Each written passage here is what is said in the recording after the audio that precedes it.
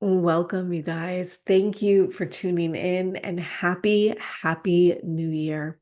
I am so glad to start another year of meditation practice with you all. And we are kicking off 2025 with a deep dive into heartfulness. Now, I don't want you to worry because heartfulness is not a huge change from what you're already doing in your meditation practice. It is simply another way of looking at our practice. What we're going to be discussing, particularly in this first episode of the year, is why mindfulness in the West focuses so much on intellect and how this sort of reflects what we value in our days and what might shift if we pay more attention to our heart rather than our mind. We're going to talk about what it looks like to practice from the heart, a softer, more embodied approach. We're going to talk about how this isn't just about sitting on a meditation cushion. This is really a way of cultivating how we are, how we be in the world. And we're going to talk about some really simple, actionable steps for embracing heart awareness in our practice. Of course, at the end, there's a guided meditation, as always, with beautiful nature sounds. So I hope you will tune in and spend the next couple episodes with me as we look at what shifts when we name our practice as heartfulness rather than mindfulness. Let's step into the new year with something that's really going to feel supportive in terms of filling our cup, nourishing ourselves, especially when we're struggling with overwhelm or burnout or high anxiety. This is really the practice that I hope is the antidote to some of those experiences.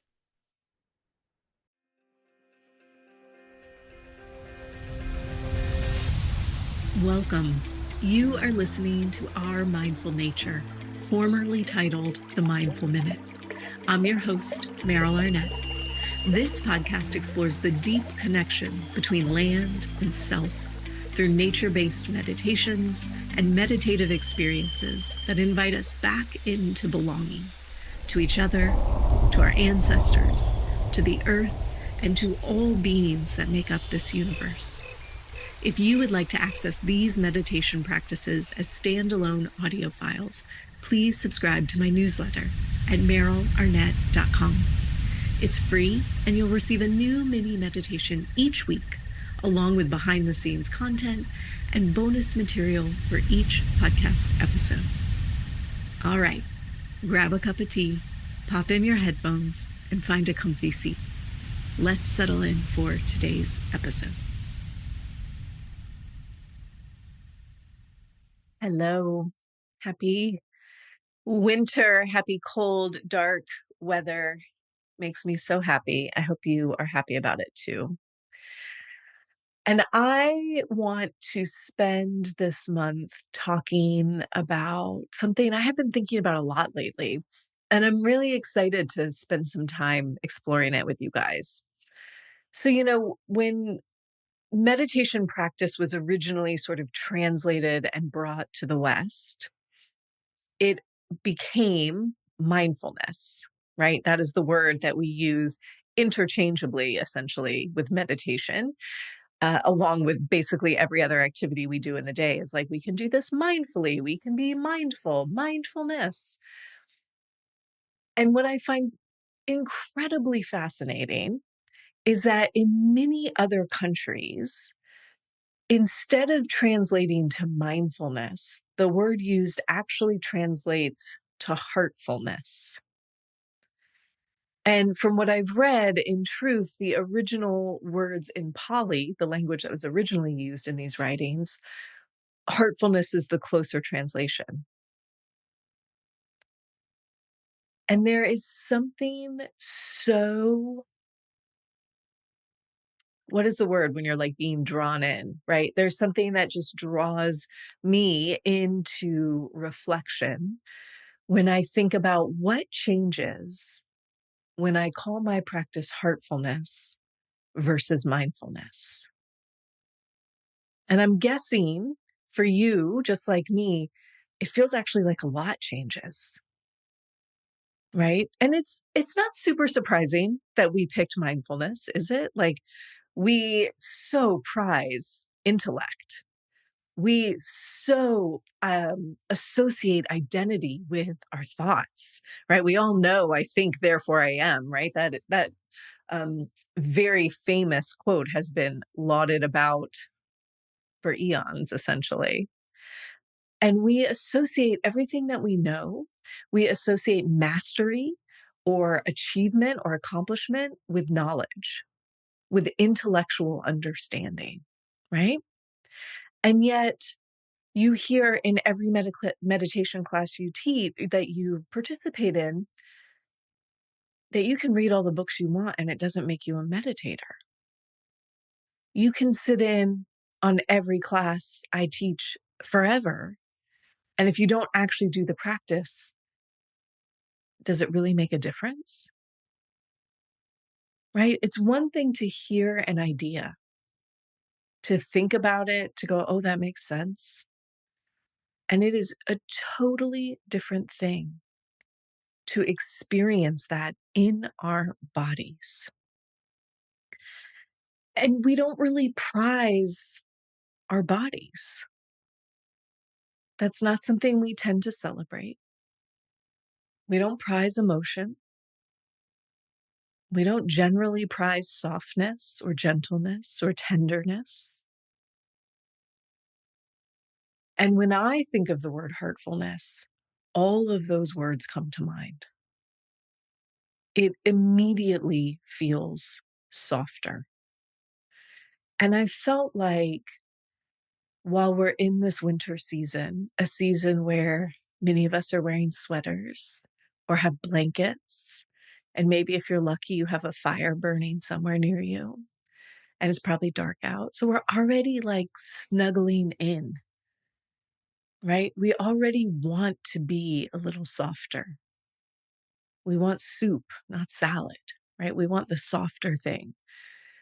And I felt like it would be maybe easier to explore this aspect of practice in this season. And I want to be really clear, excuse me. I want to be really clear that I'm not saying it is this, not that. I'm not negating mindfulness. And I'm not saying your practice has to only look one way all the time. I actually would never say that. So it's not an either or, but it's helping us to remember that the practice is much broader than simply what's going on in your mind. If all it took to be well was to understand your thoughts, we would all be superheroes, right? We're super good at analyzing our thoughts for the most part. And it's not that that's not important, but heartfulness is this invitation, this reminder that there is more to the practice than just our thoughts. There is more to our practice, much more than just our minds. And that's what I want our exploration for the month to be is what else makes up our practice? What else? Our mind and, right? That's what we're exploring. And we're going to start, of course, as we always do, with the practice itself. Because, of course, sitting down and meditating is part of heartfulness. But I think there are some invitations when we use the word heartfulness to perhaps let go of needing the whole practice to be about what I'm thinking or what's happening in my head, right? I think that there's an invitation as opposed to managing our experience or managing our mind. We could just be co participants with our experience. We could be co participants with what we're feeling. I think that we can think about the practice And I wonder if you notice this. And in fact, after class, let's unmute and you can tell me if you do. Often when I meditate, even though my eyes are closed, my gaze is going up. I don't know if you notice that, but my gaze is usually either like at my eyes or up behind my forehead. And when we talk about heartfulness, I think there's a very strong reminder that our gaze can also go down. Not only can it go down, but it probably should go down because there's a whole slew of things happening in our bodies that are asking for a little bit of attention. As I was preparing for tonight's class, I was thinking about a story that I have shared for years and years at this point. You all have definitely heard this story, so forgive me. And essentially, the story goes very early in my own meditative experience. One of the first things that happened is I realized that all I do all day long forever is plan, right? Every time I closed my eyes to meditate, I realized I was writing a to do list. And once I had that realization, I then started to see like when I'm driving, I'm writing the to do list. When I'm watching TV, I'm writing the to do list. When I'm talking with people, I'm writing the to do list. It was this huge epiphany for me in meditation that I make the same to do list 1,000 times a day, and I don't have to do that. That's how the story goes, which is I'm not negating that story. That is valuable, right? That meant something to me and it shifted how I interact with my day. But do you know what I don't remember from this pivotal moment in my meditation life? I do not remember how I felt when I realized that. I do not remember how I felt when I had this huge epiphany about what I do with my thoughts all day long. And my guess is, this was many years ago at this point, but my guess is it's because the whole practice was from my neck up. The whole practice was devoted to what's happening in my head. Can I control my thoughts? Which is the message I think that we so often get when it comes to meditation or mindfulness. And our reminder is that there is a much larger part of our body from the neck down with as much or more going on inside of it at every moment in every day. And heartfulness is the invitation for us to settle into our bodies and stop worrying quite so much about our minds, right? We don't have to get all wrapped around the axle about what our thoughts are doing right now. We don't have to try to change them. We don't have to try to interpret them. But I would be very curious, what am I feeling right now? What shows up for me when I direct my attention downward? Where do my daydreams go? Right? What visions pop up, or memories, or stories, or sounds? What happens when I start to spend more time in my body and less time in my head? And that's where we're going to start our exploration tonight. And I want to just name that, at least in my mind, heartfulness actually has many components outside of just the seated practice. And we're going to talk about all of that over the course of the next couple classes. We'll start with the practice because, of course, that has to be our foundation. That's what allows us to be wakeful. We also get to be restful, right? We get to be awake and resting at the same time in this practice. And if we were to think about mindfulness as sitting up straight, and I kind of have a bit of engagement in my abdomen and my back muscles, right? And I'm sort of holding myself up and I'm directing my attention upward to be right here in my mind. If that's what mindfulness is, Heartfulness is like, let me lay back. Let me settle into a hammock or a chair or a bed, even if that's just an internal image. Let me soften as much tension as I can find in my body. And instead of trying to manage what happens next, what if I just invite in a sense of receptivity for what comes? Let's try this together, yes? Okay. Go ahead and find a comfortable seat. Taking all the time you need to set yourself up in a way that feels the most supportive to you right now.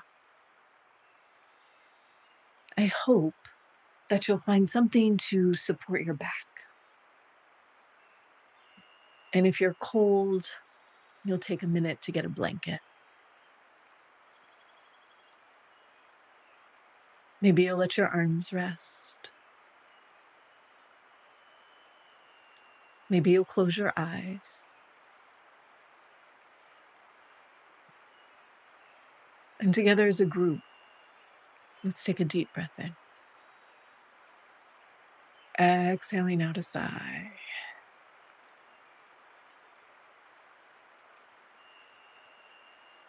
And we'll just do that again, inhaling deeply. Exhaling out a sigh.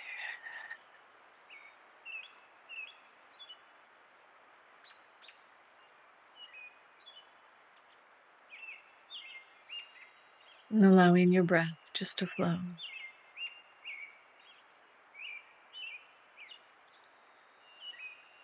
And silently saying to yourself, now is my time to meditate.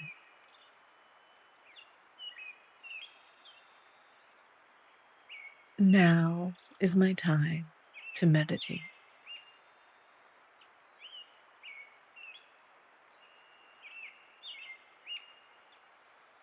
And as you say those words, I hope you feel an invitation to settle in.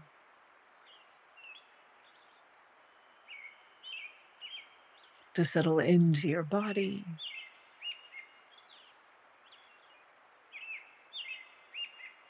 To settle into this moment.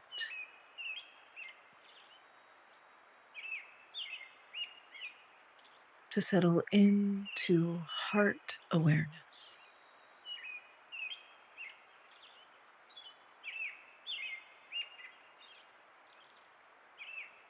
And so we might take a moment here. The next time you breathe out, to feel or imagine your breath traveling out into a circle around you.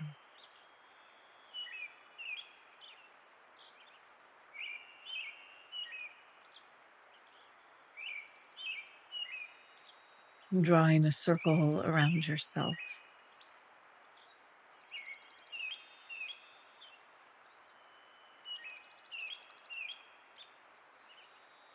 A circle that serves as protection.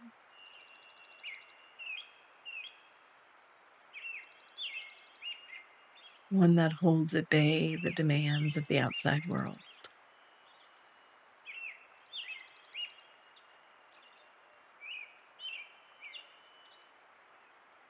A circle that holds at bay the thoughts and the demands of the mind.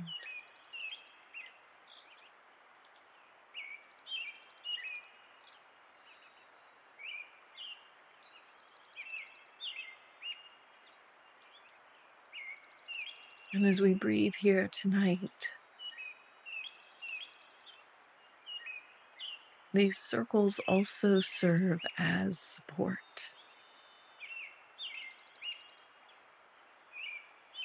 Because we do not have to do this alone.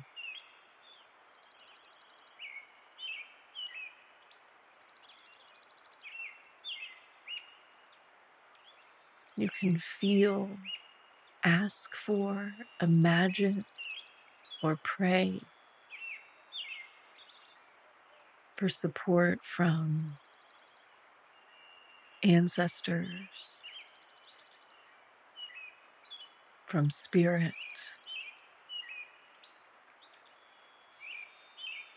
from the earth,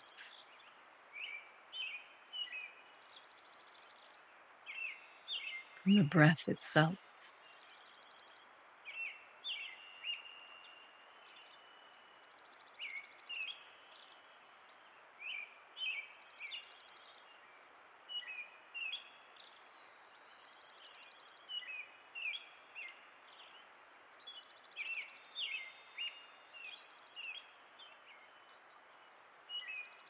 And as you feel yourself here, both safe and supported, I wonder how much you can let go.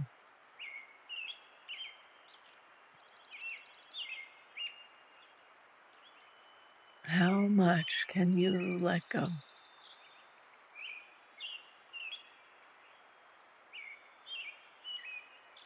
Allowing yourself to drop down and into the body.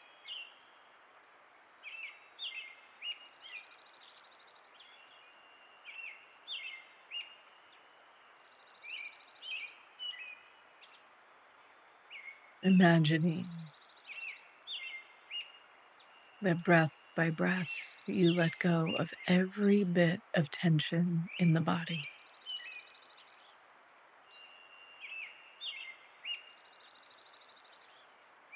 Relaxing all the muscles in the face, the eyes, the jaw.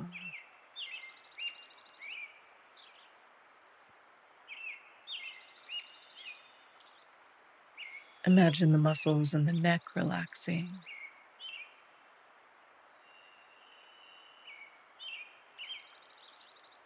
And across your shoulders.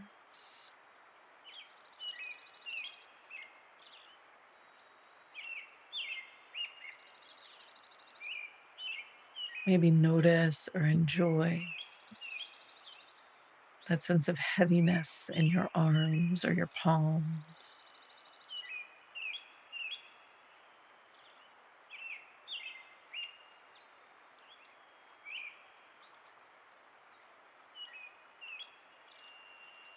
Soften the muscles in the chest.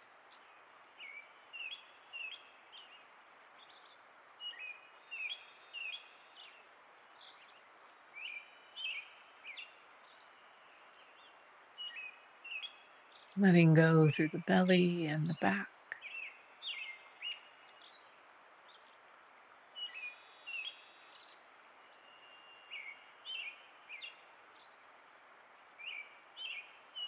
Softening your hips,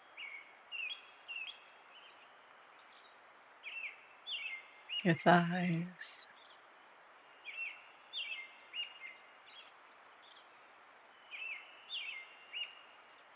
your calves,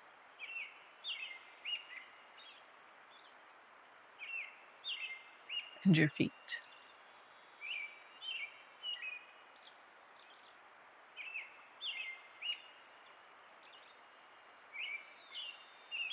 And take a moment to simply allow your entire body to breathe.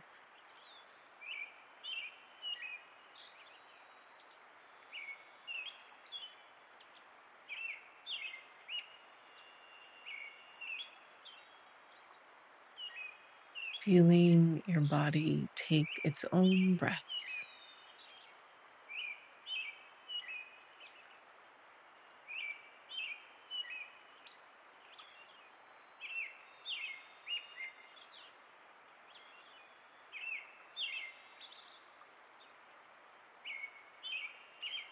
Without any need to manage or force.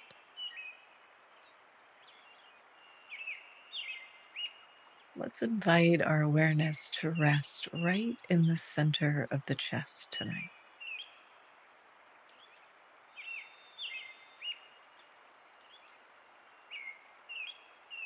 The center of the chest, the space that we call the heart center.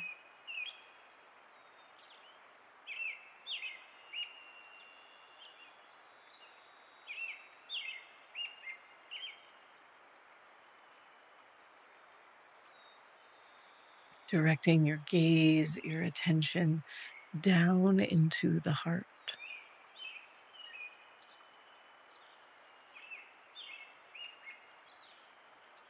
And maybe even feeling as if you were breathing in and out of the heart itself.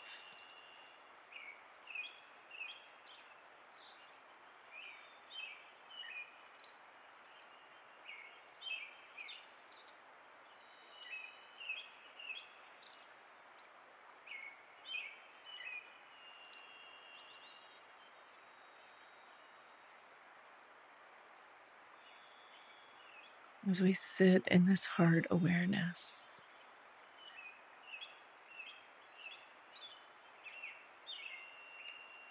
and we take in the sounds of the forest around us.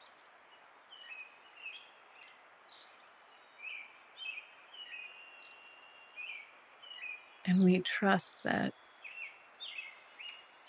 this same complexity of landscape, of textures, of elements, of sounds, this landscape resides inside the heart too.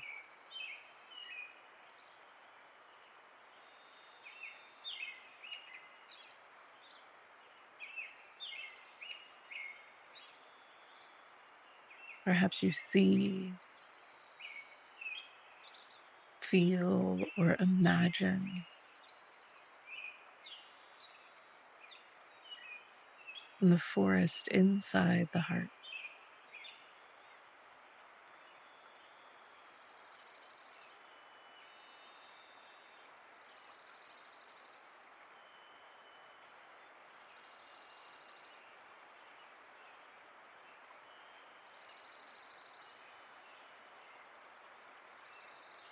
We'll sit now 10 minutes in silence,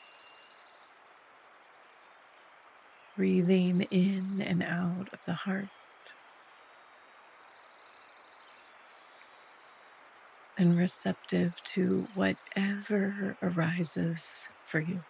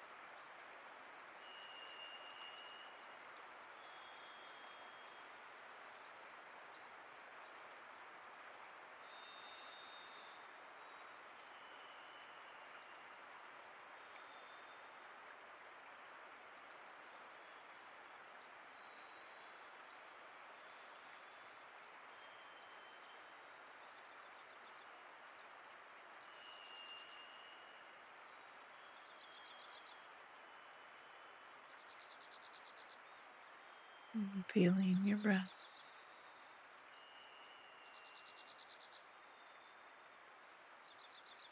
inviting your awareness to expand enough to feel the whole body breathing.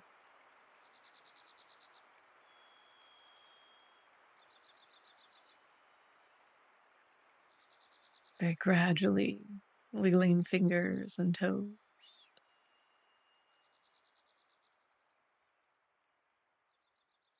Gradually deepening the breath a bit more, taking a nice full inhale, releasing a soft exhale.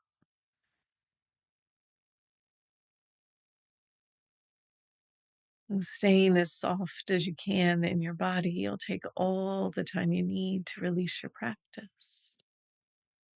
To very slowly open those eyes if they were closed.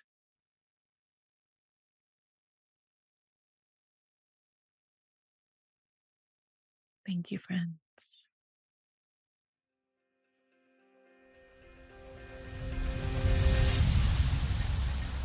Thanks for listening to Our Mindful Nature.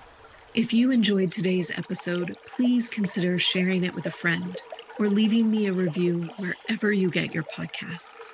It helps others to find the show. And let's face it, we could all use a few more meditators in our lives.